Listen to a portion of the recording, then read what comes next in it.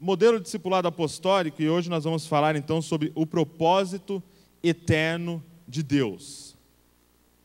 O propósito eterno de Deus. Essa mensagem, ela foi elaborada, essa reflexão bíblica foi elaborada por esse pastor, Ed Liu, que é um pastor da Indonésia, e que é uma grande autoridade, pois a igreja dele, na época que nós ouvimos, que faz 2 anos, já tinha 40 mil membros. Na Indonésia, que é um dos países com o maior número de muçulmanos no mundo.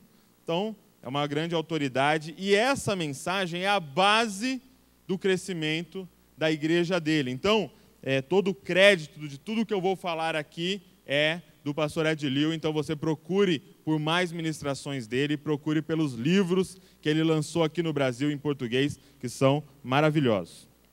E o texto base é 1 João, capítulo 2, verso 17. E o mundo passa e a sua concupiscência, mas aquele que faz a vontade de Deus permanece para sempre. Aquele que faz a vontade de Deus permanece para sempre. Então é necessário que nós saibamos qual é a vontade de Deus, para que o nosso ministério, para que a nossa igreja, a célula, não seja algo temporal, algo da moda, mas que ela permaneça para sempre.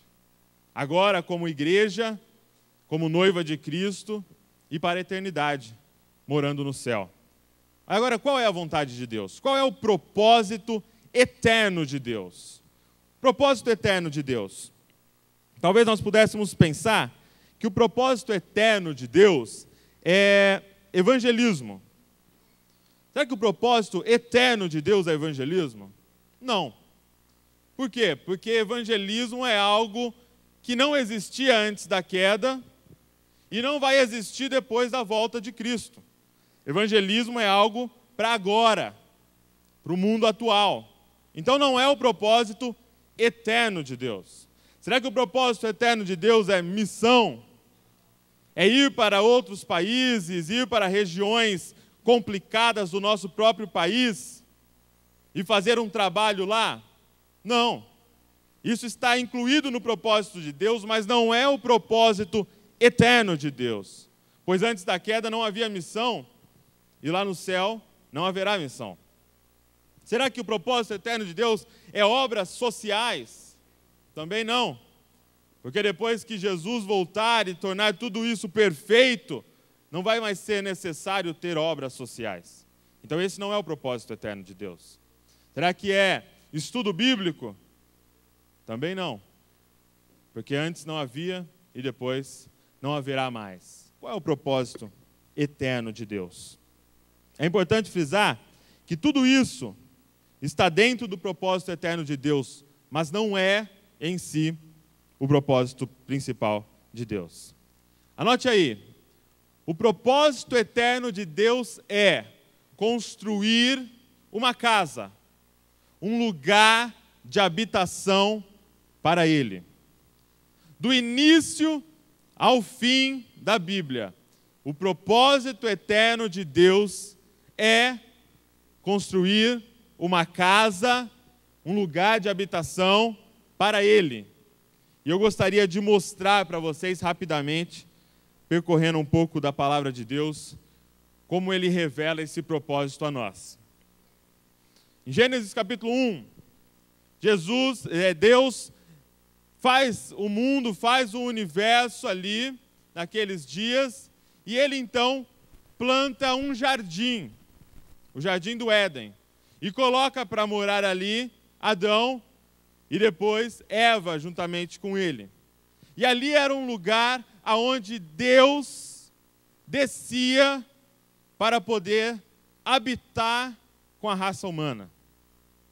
Então, desde o início, desde os primeiros capítulos da Bíblia, Deus já começa a revelar a nós qual era a ideia dele ao criar tudo isso. A ideia dele era: eu quero ter uma casa para habitar junto com vocês. E ele constrói, então, o Jardim do Éden com referência à Nova Jerusalém. Lá no Jardim do Éden tem a árvore do conhecimento do bem e do mal e tem a árvore da vida. E se você ler lá em Apocalipse, na Nova Jerusalém também tem essa árvore. Então, Jardim do Éden é essa figura do que será a Nova Jerusalém, que é onde realmente Deus irá habitar conosco. Se nós prosseguirmos para Abraão, você vai ver ali em Hebreus capítulo 11, o porquê que Abraão teve fé, o porquê que Abraão fez tudo o que fez. É porque Abraão teve a oportunidade de ver a cidade que não foi edificada por mãos humanas. Abraão teve a oportunidade de ver como será a Nova Jerusalém. E é por isso que Abraão teve a vida que teve, fez tudo que fez, renunciou tudo que renunciou, porque ele teve a oportunidade de dar uma olhada no lugar onde Deus e o homem irão habitar. Se nós prosseguirmos para Jacó, ali em Gênesis 28 tem um momento muito interessante em que Jacó para em certo lugar e dorme com a cabeça em uma pedra e ele sonha com uma escada, vendo anjos descendo e subindo, e ao acordar ele coloca o nome daquele lugar de Betel, casa de Deus, a casa de Deus, lugar onde Deus quer habitar. E aí mais para frente, em Êxodo, Deus chama um homem chamado Moisés, para libertar o povo dele que estava cativo no Egito. E ele leva o povo dele para o deserto, para quê? Para construir um tabernáculo, porque Deus queria habitar no meio do povo. Ele queria fazer aquele templo móvel, onde quando o tabernáculo se levantava e andava, o povo andava atrás. E quando o tabernáculo parava e fazia acampamento, o povo fazia acampamento ao redor da presença de Deus. Se nós prosseguirmos para Davi, Davi foi o homem que teve o maior desejo aqui na Bíblia de construir um lugar de habitação para Deus. Ele tinha esse sonho, ele queria de todo jeito construir uma casa para Deus. E ele então começa buscando a arca da aliança que estava lá em Baalá de Judá, na casa de Abinadab. E aí ele vai e busca a arca da aliança, e é verdade que nessa primeira tentativa ele faz de uma forma errada, ele coloca a arca em cima de uma carroça e traz, e aí aquela carroça tropeça, a arca vai cair, Uzá põe a mão e morre. Ele fica muito chateado, mas aí ele entende que havia feito da forma errada, e ele vai com sacerdotes até lá, que é onde a arca tinha que ser carregada nos ombros dos sacerdotes, e ele vai buscar. E a Bíblia diz que a cada 6 passos eles paravam e sacrificavam, e Davi dançava de alegria na presença do Senhor, porque a presença de Deus estava voltando para a cidade de Davi, para Jerusalém. Davi tinha esse anseio por construir um lugar de habitação para Deus. E é interessante, se nós olharmos em 1 Crônicas 25, Davi ele faz algo muito profético. Ele separa 24 grupos de sacerdotes, grupos de 12 sacerdotes, para revezarem 24 horas por dia ao redor da presença de Deus. Então ele separa 24 grupos de 12 sacerdotes cada grupo para estarem ao redor da presença de Deus, adorando e ministrando um na vida do outro, durante 24 horas por dia. E isso aconteceu por anos e anos ininterruptos. E você vai ver mais para frente que isso é algo profético em relação às células. 12 sacerdotes ao redor da presença de Deus. E este era o tabernáculo de Davi. E ele colocou a arca então em sua cidade, montou essa estrutura de sacerdotes adorando 24 horas e ministrando, mas Deus não permitiu que ele construísse uma casa para ele. Deus falou: olha, suas mãos estão muito sujas de sangue. Quem vai construir essa casa será o seu filho, Salomão. E Salomão então constrói o templo, o glorioso templo de Salomão. E depois Israel, Jerusalém é invadido e tudo é destruído, o templo é destruído. E qual é a ênfase dos profetas maiores e menores, o final do Antigo Testamento? Vamos reconstruir uma casa para Deus. Então você percebe que aqui no Antigo Testamento, do começo ao fim, o principal tema é construir um lugar de habitação para Deus. E finalmente, em João capítulo 1, verso 14, o Verbo se fez carne e habitou entre nós.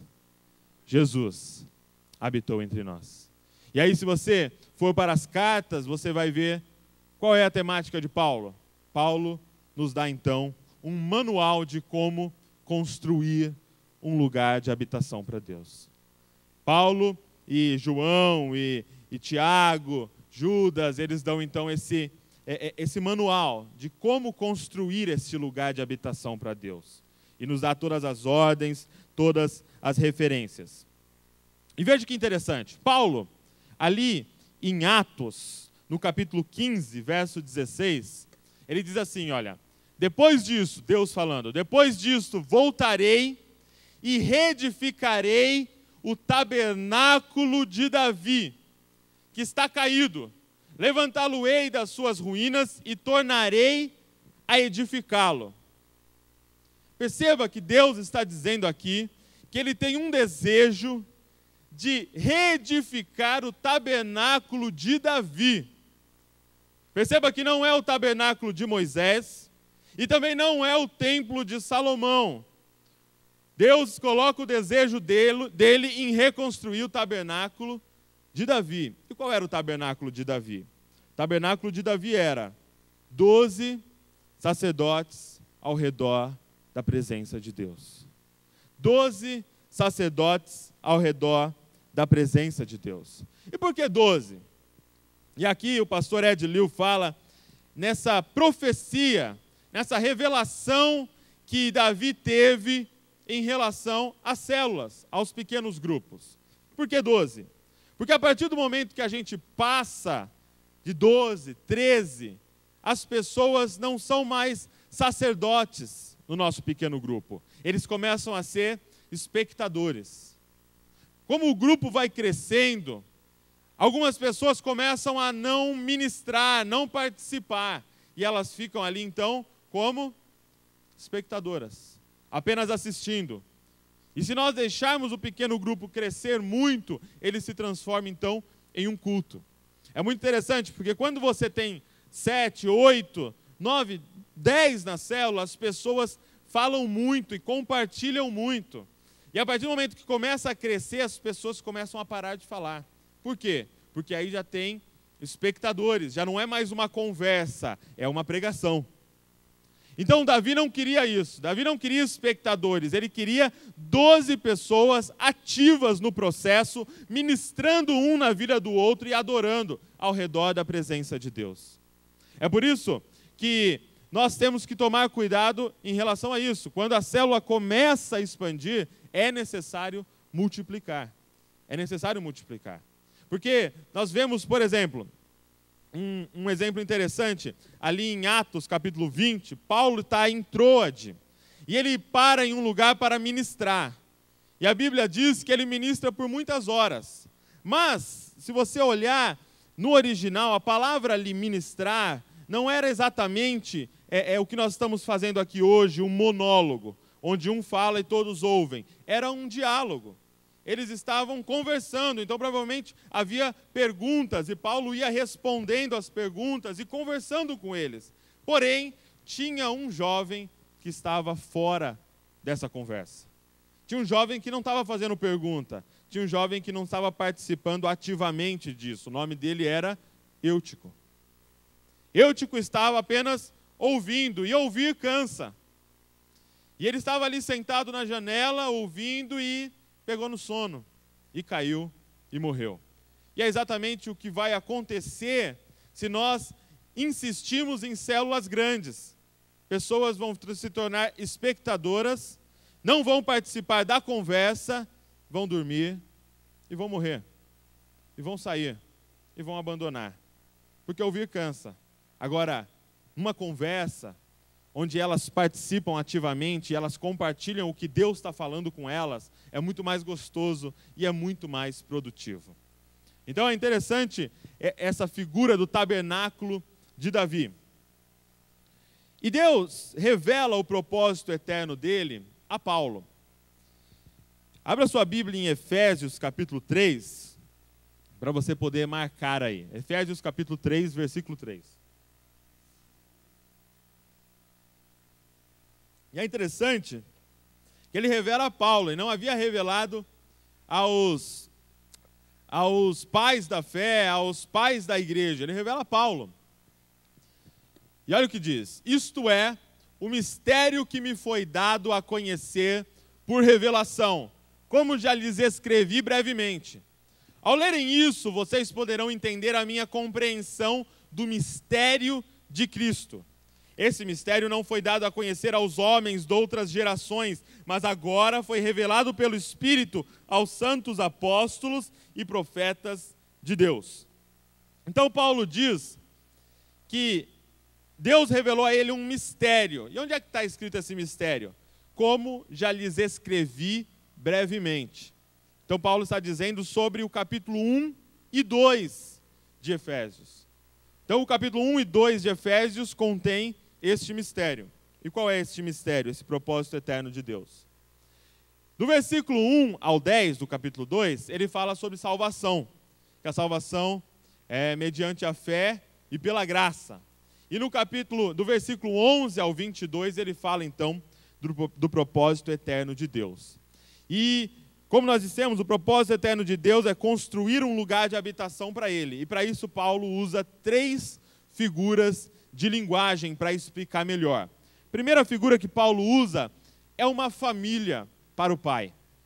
Então ele diz que Deus deseja ter aqui na terra uma família para o pai. Filhos para Deus Pai. Ele usa uma segunda figura de linguagem. Ele diz que Deus deseja ter um corpo para o Filho. Deus deseja ter um corpo para o cabeça Jesus. E a terceiro exemplo que ele usa é que Deus deseja então construir um templo para o Espírito Santo. Então uma família para o Pai, um corpo para o Filho, um templo para o Espírito Santo. E vamos ver cada um desses exemplos. Como é que nós podemos ser e incentivar a nossa igreja a cumprir o propósito eterno de Deus? Usando essas figuras. Uma família para o pai. Por exemplo, uma relação que vai muito além da reunião da célula. Alguém aqui encontra a sua família 1 hora por semana? Ninguém. Nós convivemos com a nossa família. Então é importante nós ministrarmos aos líderes de célula, aos membros da célula isso. Ei, o sonho de Deus não é que a gente se reúna semanalmente. O sonho de Deus é que nós sejamos uma família para o Pai. Porque verdadeiramente somos irmãos. Não é só um jargão cristão. Nós somos irmãos, porque temos o mesmo Pai. Então, a relação tem que ir além daquela 1 hora da célula. Ela tem que ir para fora da célula. Nós temos que nos encontrar em outros horários. Nós temos que almoçar juntos. Nós temos que compartilhar tudo. Porque nós somos irmãos. Como é que é com a sua família? Um irmão se importa com o outro. Poxa, se o meu irmão, o Pedro ou a Letícia, estiver doente, estiver passando necessidade, com certeza eu vou tirar do meu para ajudá-lo. Com certeza eu vou fazer o que eu puder para ajudar a minha irmã. Se eu souber que a minha irmã está passando um problema financeiro e eu tenho um dinheiro sobrando, eu vou deixar a minha irmã passando um problema financeiro? De forma alguma. Se eu souber que a minha irmã foi diagnosticada com uma doença, eu vou chorar com ela. Eu vou orar por ela, eu vou jejuar, eu vou fazer o que for necessário para ver um milagre na vida dela. Por quê? Porque é minha irmã. Agora alguém compartilha na célula, olha, fui diagnosticada com câncer. E todo mundo ora por ela e nunca mais pergunta? E deixa para a semana que vem? Você sabe que alguém está desempregado e passando necessidade e você consegue ir para casa e não fazer nada a respeito? Que família é essa? Será que estamos cumprindo o propósito eterno de Deus dentro da nossa igreja, dentro da nossa célula? Um conhece o outro no profundo. Eu conheço o meu irmão. Eu sei onde o meu irmão estuda, eu sei alguns sonhos do meu irmão, eu sei alguns medos dele, eu sei algumas mancadas que ele já deu. Eu conheço a minha irmã. Eu sei a data de aniversário dela, eu sei a data do casamento dela, eu sei onde ela mora, já fui na casa dela, já almocei lá, deixo a minha nenê às vezes lá para ela olhar para mim. Eu conheço a minha irmã, eu sei as frustrações dela, eu sei o passado dela, eu sei para onde ela quer ir, eu conheço ela. A relação precisa ir para um nível mais profundo de conhecimento um do outro, se quisermos cumprir o propósito eterno de Deus. E quando um some, todos vão atrás. Quando um irmão some, todos vão atrás. Olha, se um dia acontecesse a tragédia do meu irmão sumir, nós faríamos o que for necessário para achar nosso irmão. Esses dias eu vi algo que me impressionou. Até hoje, aquele lutador Vitor Belfort, que é um irmão na fé, continua com a esperança que ele vai encontrar a irmã dele. Enquanto eles não encontrarem um corpo dizendo que ela morreu, eles não vão parar de procurar, eles não vão desistir, porque ninguém desiste de irmão. Ninguém desiste de irmão. Ninguém desiste de irmã. Então, um membro da célula não aparece, isso tem que gerar algo dentro de nós. Gerar algo de falar, cadê? Cadê ele? Era para ele estar aqui? Imagina que o meu irmão, por exemplo, não volte da escola. Aí eu posso pensar, não, acho que deve estar fazendo um trabalho lá na escola. E aí vai dando 1h ele não aparece, 2h não aparece, 3 não aparece. Aí eu tento ligar, né? Aí eu não consegui ligar, eu vou na porta da escola. Eu entro falar com a diretora, eu converso com os amigos dele, eu vou ter que achar esse menino, porque é meu irmão. Não apareceu na célula, vai ter que ligar. Não atendeu o celular, vai na porta da casa, vai na porta do serviço, vai atrás. Porque é família. Família a gente não abandona de forma alguma. Uma família para o pai. Segunda figura que ele usa é um corpo para Cristo. Todos somos membros e não podemos nos separar. Então, é necessário enfatizar a importância de cada um dentro do corpo. Os dons que Deus distribuiu. E é interessante nessa mensagem que o meu pai divulgou aqui do Ariovaldo Ramos, ele diz algo que muda a nossa visão. Ele diz o seguinte, que cada pessoa revela alguma coisa de Deus. Ou seja, hoje no mundo nós temos 7 bilhões de pessoas que representam partes diferentes de Deus. E não é suficiente para demonstrar tudo que o nosso Deus é. Todas as pessoas têm algo diferente para revelar de Deus para nós. Tem alguém que revela a parte musical de Deus. Outros revelam a parte de intercessão de Deus. Outros revelam a parte artística de Deus. As cores de Deus. A voz. Cada um revela uma parte de Deus. E quando nós entendemos isso e começamos a olhar para a nossa célula, para a nossa igreja, como cada um nessa importância, e começamos a dar importância a todos, nós mudamos a nossa forma de tratar cada um. Então é necessário entender a importância de cada parte do corpo e também estarmos juntos, estarmos conectados. Uma mão desconectada do corpo não serve para nada. É por isso que essa ideia que algumas pessoas hoje têm de viver igreja, de viver o cristianismo em casa, não cabe aos ensinamentos que a Bíblia traz. Algumas pessoas hoje estão achando que podem sobreviver de pregação na internet. Não tem como, porque Deus nos chamou para ser um corpo. Deus nos chamou para ser uma comunidade. Quando Deus disse que farei o homem à imagem e semelhança, Ele está dizendo que assim como Ele é uma comunidade, Ele vai fazer o homem para viver em comunidade. É por isso que Ariovaldo Ramos diz que o homem não vive, o homem convive. Nós nascemos para conviver e nós só conseguimos representar Jesus em comunidade. É por isso que Jesus diz, quando 2 ou mais estiverem reunidos no meu nome, ali eu estarei. E eu sempre imaginei ali, 2 ou 3, Jesus aparece ali, né? Não, talvez seja 2 ou 3, nós mostramos Jesus. Nós juntos somos um corpo, nós juntos mostramos Jesus. Temos que estar juntos. Segundo, somos apenas o corpo, não somos a cabeça.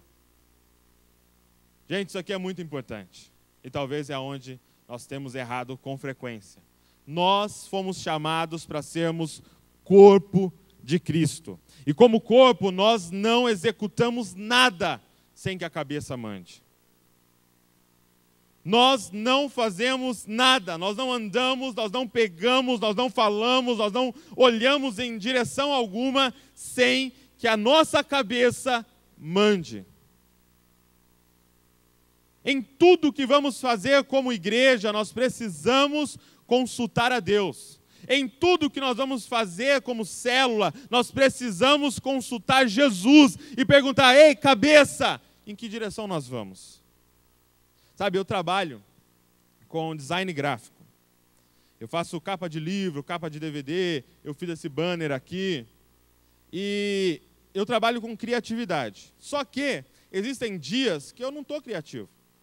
Existem dias que eu não tenho nenhuma ideia. Então eu aprendi a fazer o que funciona. Eu sei que o amarelo em cima do verde, junto com o branco, funciona. Então mesmo num dia que eu não estou inspirado, eu vou lá e monto uma arte. E consigo fazer passar. Eu vou lá e eu sei que uma capa com uma foto bonita ali e uns dizeres grandes, funciona. Então mesmo no dia que eu não estou inspirado, eu consigo fazer algo que funciona. Porque eu aprendi. Só que nós não podemos transferir isso para a igreja.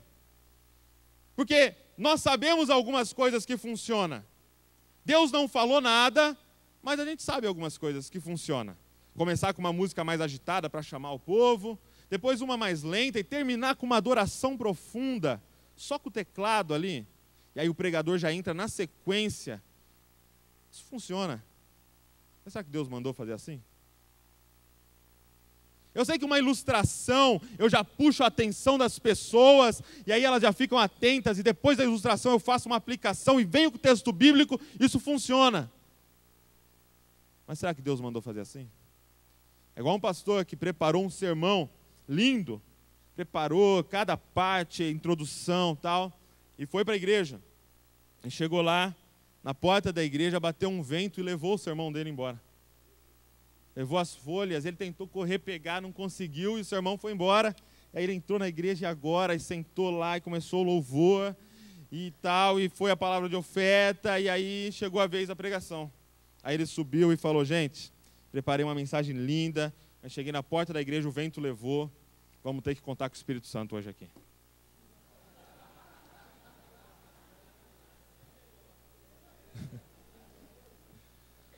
A gente sabe fazer algumas coisas que funcionam. Nós nos tornamos profissionais em fazer igreja. Mas será que é o que Deus está mandando nós fazermos? Quanto tempo a gente passa consultando a cabeça e perguntando: Deus, o que é para fazer domingo? Deus, essa reunião que eu quero adicionar, é para adicionar? Deus, eu tenho que construir mesmo um templo maior? Deus, eu estou querendo mudar algumas coisas na igreja, é para mudar? Sabe por que muitas vezes nós não consultamos a Deus? Porque nós sabemos que muitas vezes Deus não vai falar o que a gente quer ouvir. Porque vai chegar um dia que Deus vai falar: olha, não constrói um templo novo, pega esse dinheiro da poupança da igreja e dá para os necessitados da sua cidade.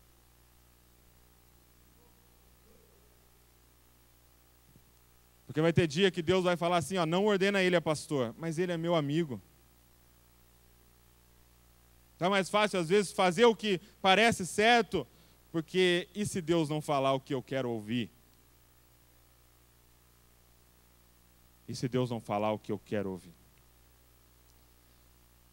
É como quando Deus chega para Abraão, e Deus fala assim para Abraão: Abraão, eu vou fazer de ti uma grande nação. Eu vou te abençoar. E quem você abençoar vai ser abençoado. Sai da tua tenda e vamos lá. E Abraão ouvindo a Deus, ouvindo a cabeça, como um corpo obediente, vai. E começa essa peregrinação. E aí um dia Deus vem novamente e fala: Abraão, chegou o grande dia, você vai ter um filho, Isaque, filho da promessa, e eu vou começar essa grande nação. E Abraão fica contente porque ele ouviu o que ele queria ouvir de Deus. E aí, ele tem um filho com a sua esposa. Isaque nasce, Isaque cresce, e vem uma nova revelação, vem uma nova ordem da cabeça. Abraão, pega o seu filho e mata. Abraão pega o seu filho e sacrifica. E Abraão pega o filho dele, agora como um corpo obediente, pega o filho dele, pega um servo e vai. Sabe por quê? Porque Abraão sabia que Deus sabia mais que ele. Abraão deve ter pensado: olha, eu acho que Deus sabe alguma coisa que eu não sei. Eu acho que essa mente que criou o universo e me criou sabe alguma coisa que eu não sei. Eu acho que dá para confiar nessa mente quando ela fala comigo, mesmo que pareça ilógico para mim. E Abraão pega o filho dele e vai. E Abraão não sabia o que ia acontecer. Talvez Abraão pensou: não, quando eu pegar a faca, colocar na barriga dele, ele vai se transformar em 2 Isaque. Ali começa a multiplicação. Não sei, Deus vai fazer alguma coisa. Foi Ele que prometeu. A palavra dele não volta vazia. Ele é o mesmo ontem, hoje, para sempre, nunca vai mudar. Ele é fiel. Ele não mente. Foi Ele que falou que vai fazer uma grande nação. Se Ele está mandando matar, eu vou matar. Cabeça e corpo. E Abraão vai. Abraão vai, deixa o servo ali, porque ele não ia entender o que ia acontecer. Sobe até lá, naquele monte, coloca o filho ali, levanta a faca e, de repente, chega a nova revelação do céu. Abraão, não mate. Não mate. Eu preparei um cordeiro. Deixa eu te dizer uma coisa. Tem gente fazendo igreja, operando a igreja na revelação antiga. E Deus está te dando uma revelação nova. E se você não der ouvidos, você vai matar a promessa de Deus.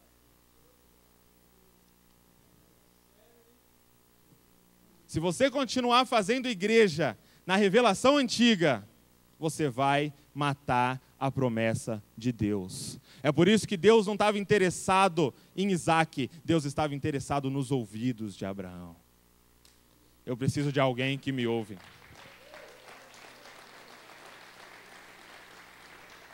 Eu preciso. Deus não está atrás de pessoas capacitadas, inteligentíssimas e com PhD, não. Deus está atrás de pessoas que têm a coragem de ouvir o que Ele tem para dizer. Quem tem ouvidos, ouça o que o Espírito diz à igreja. Somos apenas um corpo, não somos uma cabeça. O pastor das nossas igrejas chama-se Jesus Cristo.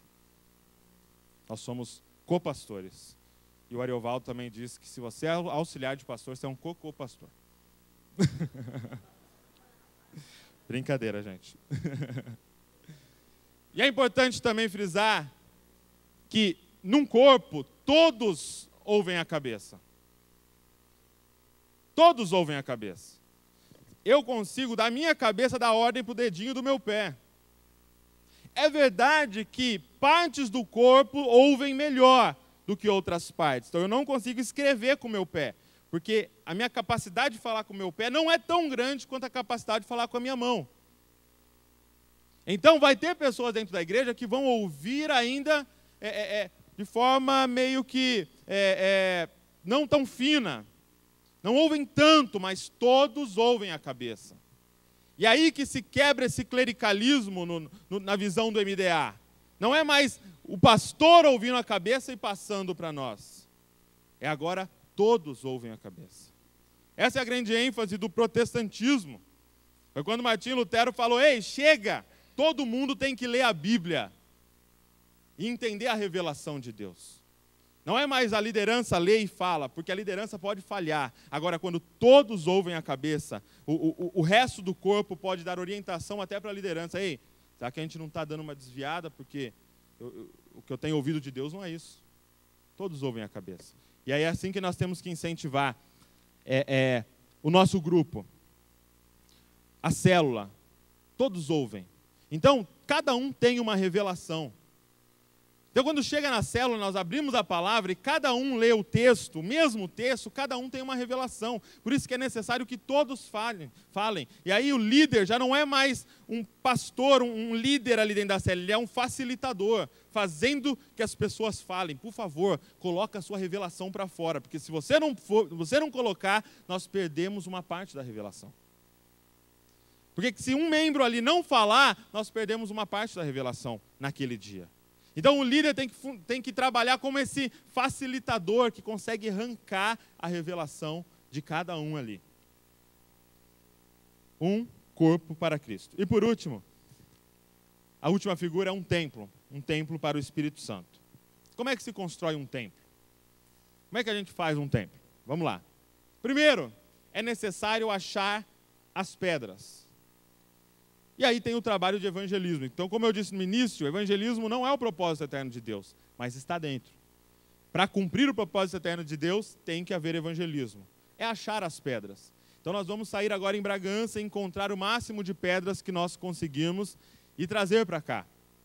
Mas não é o suficiente apenas achar as pedras. Nós temos que talhar as pedras. E aí que entra o ministério do MDA, o ensino da palavra. Então, o discipulado 1 a 1 é esse trabalho de pegar aquela pedra toda deformada e transformar ela numa pedra que dê para usar na construção do templo do Espírito Santo.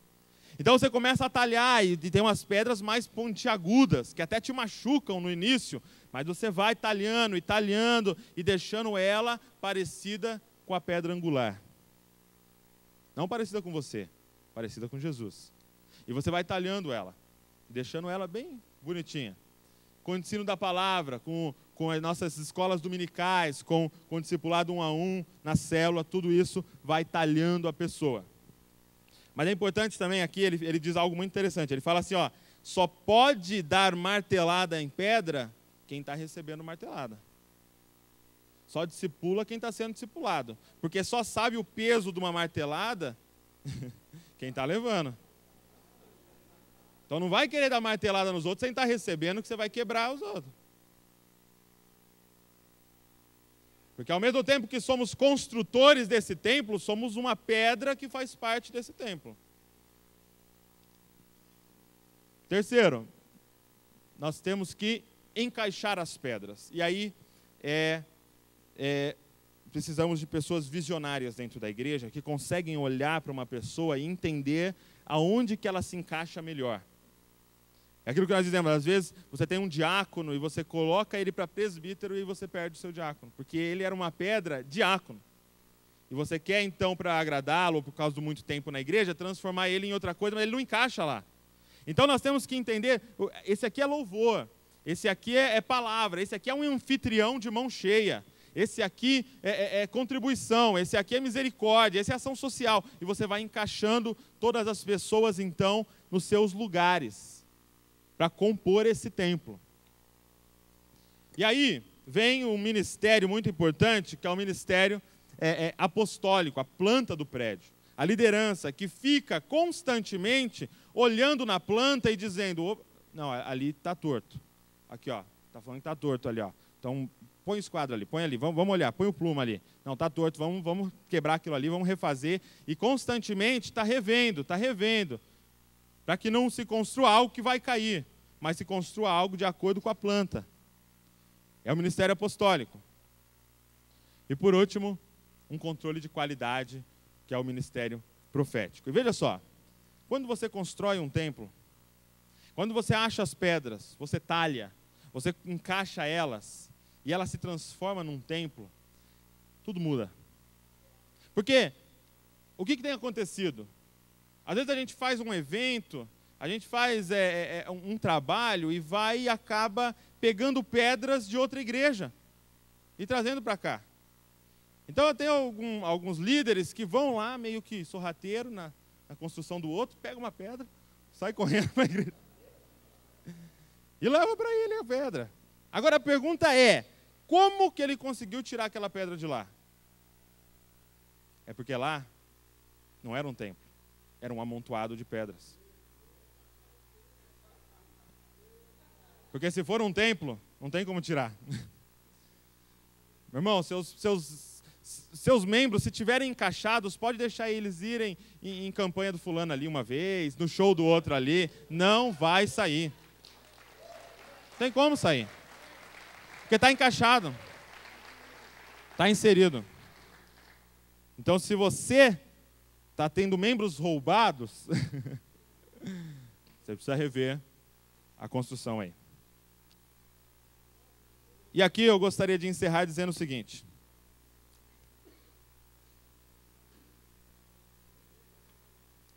Esse é o templo que Deus sonha.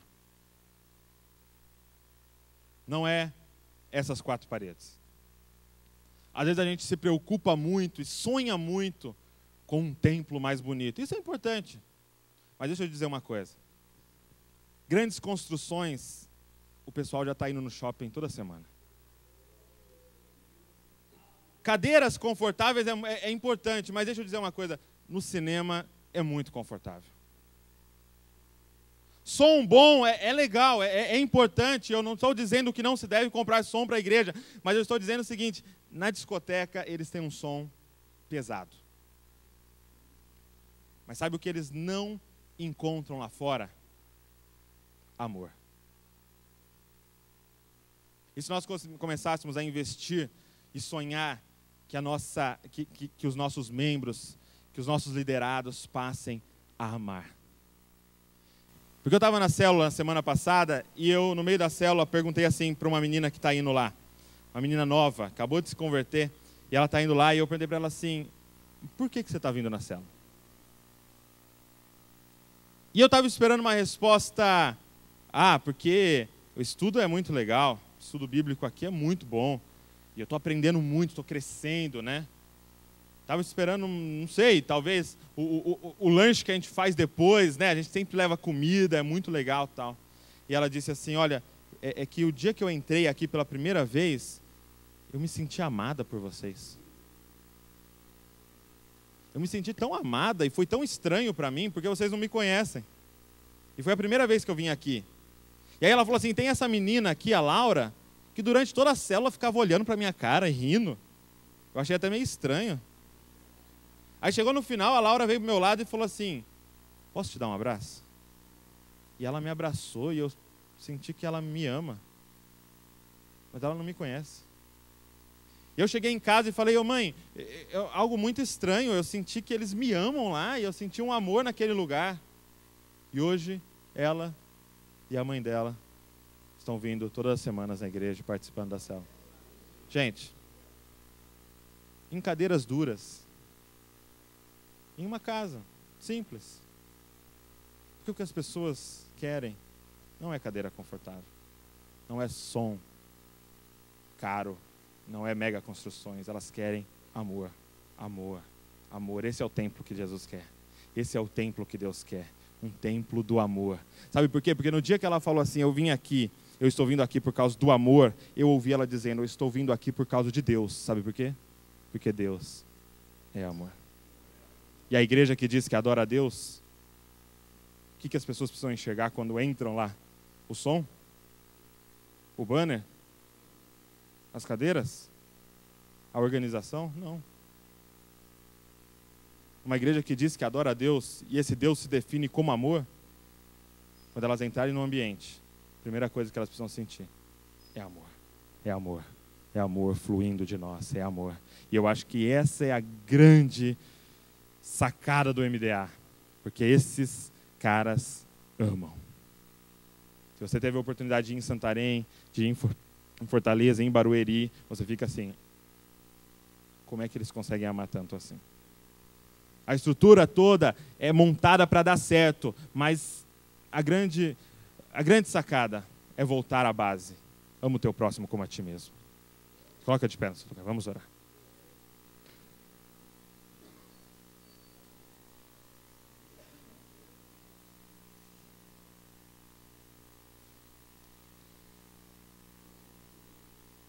Que Deus nos dê graça para voltar e praticar tudo isso que nós temos ouvido. Que Deus nos dê graça para não deixar essa semente morrer dentro de nós por causa do trabalho que teremos, por causa da resistência que teremos. Que Deus nos dê graça. E que nós possamos realmente cumprir o propósito eterno de Deus para que o que nós estamos construindo permaneça para sempre. Para sempre. E Deus possa então se alegrar com o nosso trabalho.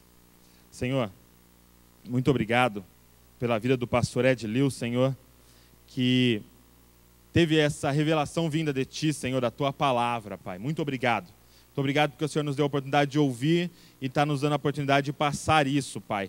E nós queremos aqui honrar e pedir, abençoa-o grandemente no trabalho que ele faz lá no país dele e no trabalho que ele faz em todo o mundo, Pai. Honra ele, Pai, de todas as formas possíveis aqui na terra e aí na glória, Senhor Jesus. Pai, nós queremos pedir, Senhor, que essas verdades penetrem o nosso coração, Pai. Eu falei aqui, Senhor, mas eu sei que é só o Seu Espírito Santo que pode convencê-los, Pai, de que eles precisam cumprir o propósito eterno de Deus. Nós precisamos voltar à base da Tua palavra e repensar as nossas igrejas, Pai, como nós temos feito, aonde nós temos investido, aonde nós temos colocado nossa ansiedade, o nosso coração, Pai. Pai, se em algum momento nos desviamos desse propósito, Pai, que nessa manhã o Senhor possa realinhar o nosso coração, Pai, a essa verdade e que nós possamos verdadeiramente, junto com as nossas igrejas, Pai, sermos uma família para o Pai,